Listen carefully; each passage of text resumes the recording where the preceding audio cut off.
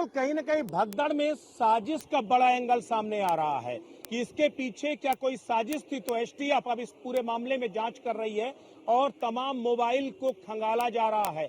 STF mobile को खंगाल रही है, मोबाइल के डेटा को खंगाल रही है। उस वक्त कुछ संदिग्धों के बीच में कम्युनिकेशन कॉल हुई थी, ये इस बात का संकेत मिला है एसटीएफ को जांच के दौरान। एसके वाजपेयी लखनऊ से हमारे संवाददाता लाइव जुड़ रहे हैं हमारे साथ। एसके, मौनी अमावस्या से ठीक पहले, स्नान से ठीक पहले बड़ी भगदड़ हुई, 30 लोगों को अपनी जान गंवानी पड़ी और इसमें लगातार, चाहे वो अखाड़ा परिषद की बात करें या मुख्यमंत्री, लगातार ये संकेत दे रहे थे कि इसके पीछे कोई साजिश हो सकती है। और अब एसटीएफ साजिश के एंगल पर जांच कर रही है। क्या है पूरा मामला, जरा तफसील से बताइए। बिल्कुल निश्चित तौर पर, क्योंकि अगर हम देखें तो इस पूरे मामले को लेकर यूपी एसटीएफ काफी सख्त है। क्योंकि आपने वो बयान भी मुख्यमंत्री योगी आदित्यनाथ का सुना होगा, जब मुख्यमंत्री योगी आदित्यनाथ ने कहा था कि कुछ सनातन के विरोधी हैं, वो किसी तरीके की साजिश कर रहे हैं ताकि जग हसाई हो। हालांकि इसके बाद कई संतों का भी बयान आया, क्योंकि पूरे मामले को लेकर अगर आपने देखा होगा पिछले 1.5 साल से लगातार कुंभ मेला को लेकर किस तरीके से सुगमता पूर्वक इसको कराया जाए, सुरक्षित हो, स्वच्छ हो, ये बहुत सारे स्लोगन आपने महाकुंभ में देखे होंगे, उनको लेकर ये इंतजाम किए गए थे। हालांकि इसके बाद जिस तरीके की तस्वीरें निकलकर सामने आई मौनी अमावस्या की रात, यानी 29 और 30 जनवरी की रात को, वो तस्वीरें दिल दहला देने वाली थी। और कहीं ना कहीं वो इंतजाम और वो व्यवस्थाएं जिनका दावा सरकार कर रही थी, कहीं ना कहीं उस पर सवाल भी खड़े हुए।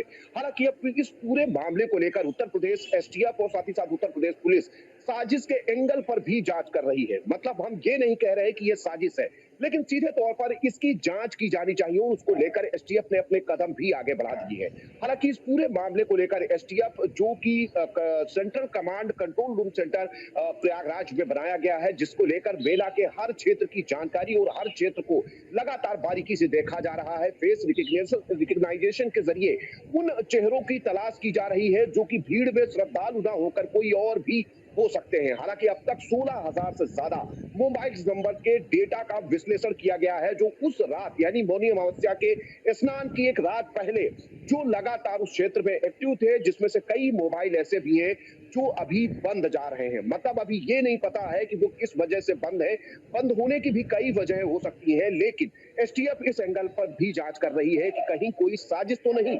क्योंकि जिस तरीके के इंतजाम उत्तर प्रदेश पुलिस, उत्तर प्रदेश सरकार, उत्तर प्रदेश प्रशासन की तरफ से किए गए थे, वो कहीं न कहीं अब सवालों के घेरे में है। इसके सबसे बड़ा सवाल ये है कि जो यूपी एसटीएफ 16,000 नंबरों को खंगाल रही है, आखिर उन्हें किस तरह का डाउट है? क्या कहीं से कोई इनको मैसेज कन्वे कर रहा था, या किसी को ये संपर्क कर रहे थे, कहीं से ऑर्डर मिल रहे थे कि आपको इस तरीके से जो है वहां पर पैनिक क्रिएट करना है, इस तरीके से वहां पर भगदड़ को अंजाम देना है?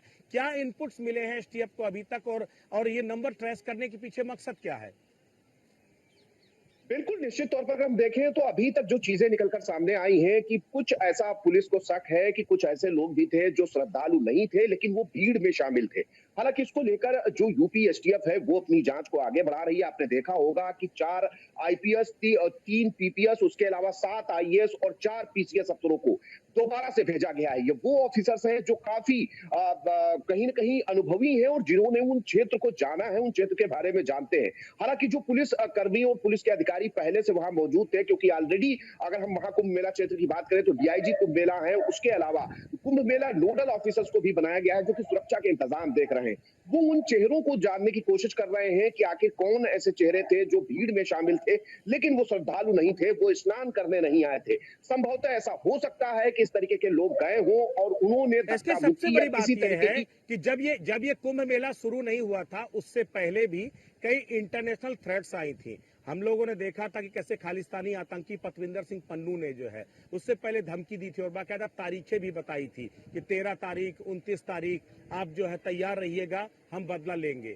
तो क्या इंटरनेशनल कॉन्स्पिरेसी, इसके पीछे क्या जो एसटीएफ है या इंटेलिजेंस एजेंसियां हैं, क्या इसके पीछे वो भी कोई एंगल तलाश रही हैं? क्या वो इसके पीछे, क्या वो भी एक मकसद हो सकता है क्या कि कोई इंटरनेशनल कॉन्स्पिरेसी की गई हो मेले में खलल डालने के लिए? बिल्कुल निश्चित तौर पर विश्व का सबसे बड़ा आयोजन है, और निश्चित तौर पर आपने देखा होगा इसके पहले भी 2 स्नान पूरी सुगमता से संपन्न हुए हैं। और कहीं ना कहीं ये सरकार के लिए बड़ी उपलब्धि है कि जहां पर विदेशी आ रहे हों, वो कह रहे हों कि इतना बड़ा आयोजन यहाँ तक कि कई कई देशों की आबादी से ज्यादा लोग अब तक प्रयागराज पहुंच चुके हैं। तो सीधे तौर पर सरकार पर प्रश्न जरूर इस घटना के बाद लग रहा है। तो हर उस बिंदु की जांच सरकार कर रही है, और सरकार की जो एजेंसी है एसटीएफ, जो काफी सतर्क मानी जाती है, हर चीज के बारे में काफी जानकारी रखती है, इस तरीके के थ्रेट को किस तरीके से डील किया जाए उसके बारे में काफी अनुभव है। और सीधे तौर पर वो ये जानने की कोशिश कर रही है कि कहीं कोई साजिश का एंगल तो नहीं, क्योंकि इतनी बड़ी घटना जहां इतनी सुरक्षा के इंतजाम हो, इतने सीसीटीवी हो, इतनी जगह बैरिकेड किया गया हो, जगह जगह पर पुलिसकर्मी तैनात किए गए हो, हर जगह एंगल्स में बताया गया हो कि आपको कहां जाना है, कैसे जाना है, कहां रुकना है, हर चीज के इंतजाम किए गए हो, उसके बावजूद अगर इस तरीके की घटना होती है तो सीधे तौर पर उसकी जांच जरूरी हो जाती है। हालांकि सरकार ने इसके लिए एक आयोग भी गठित किया है, लेकिन एसटीएफ की जांच अपने स्तर पर है, जो कि उन मोबाइल नंबर्स को लेकर है जो उस क्षेत्र में उस रात एक्टिव थे और उसके बाद बंद जा रहे हैं। तो साजिश का चलिए कहीं न चलिए, कहीं शक। इसके जानकारी के लिए बहुत बहुत धन्यवाद। आप इस बड़ी खबर पर नजर बना करके रखिए। तो एसके वाजपेयी बता रहे थे कि किस तरीके से भगदड़ के पीछे कोई साजिश का एंगल निकल के आ रहा है और एसटीएफ इस पूरे मामले में 16,000 से ज्यादा मोबाइल फोन्स को खंगालने में जुटी है, उनका डेटा खंगालने में जुटी है। तो इस साजिश के बीच में कहीं ना कहीं एक बसंत पंचमी का बड़ा स्थान है और इस पर भी सबकी नजर रहेगी। तो इस बुलेटिन में बस इतना ही, लेकिन खबरों का सिलसिला लगातार जारी है। नमस्कार।